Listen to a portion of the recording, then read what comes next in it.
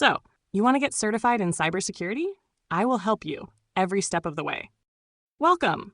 Today, we'll delve into the critical aspects of threat detection and incident response within cloud environments. Understanding these processes is crucial for maintaining the security and integrity of your cloud deployments. The cloud offers numerous benefits, but it also presents unique security challenges. The dynamic nature of cloud environments, with its distributed resources and interconnected services, expands the attack surface. We're seeing increasingly sophisticated threats, including advanced persistent threats, zero-day exploits, and large-scale DDoS attacks, specifically targeting cloud infrastructure. It's no longer a question of if an attack will happen, but when. Effective threat detection is the first line of defense. It involves the continuous monitoring of cloud systems and networks to identify suspicious activities or potential security breaches. Early detection allows for a faster response, minimizing the impact of an attack. Key components include logging, security information and event management, SIEM systems, intrusion detection and prevention systems, IDS/IPS, and anomaly detection tools. Several technologies are vital for robust threat detection in the cloud.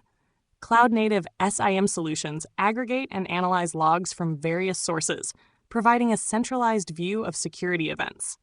Intrusion detection and prevention systems identify and block malicious network traffic.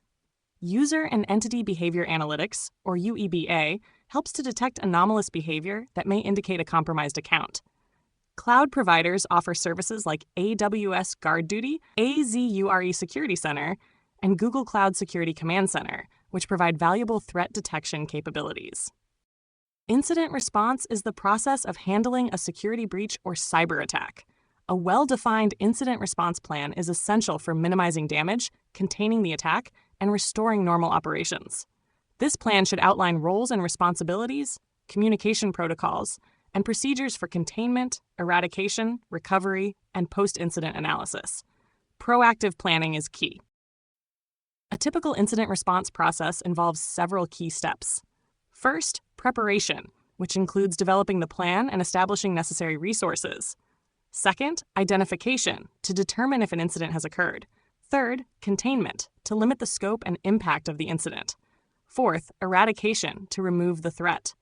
Fifth, recovery, to restore affected systems and data. And finally, post-incident activity, which involves analyzing the incident to prevent future occurrences. In conclusion, robust threat detection and a well-prepared incident response plan are paramount for securing your cloud environment. By proactively monitoring for threats and having a clear plan of action, you can significantly reduce your risk. And that finishes this video. Stay tuned for the next part of our series, where we'll discuss securing serverless and containerized workloads.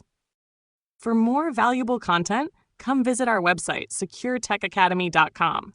Sign up for our newsletter and explore our premium courses on Udemy, designed with you in mind, using the latest technology to be more engaging at a lower price.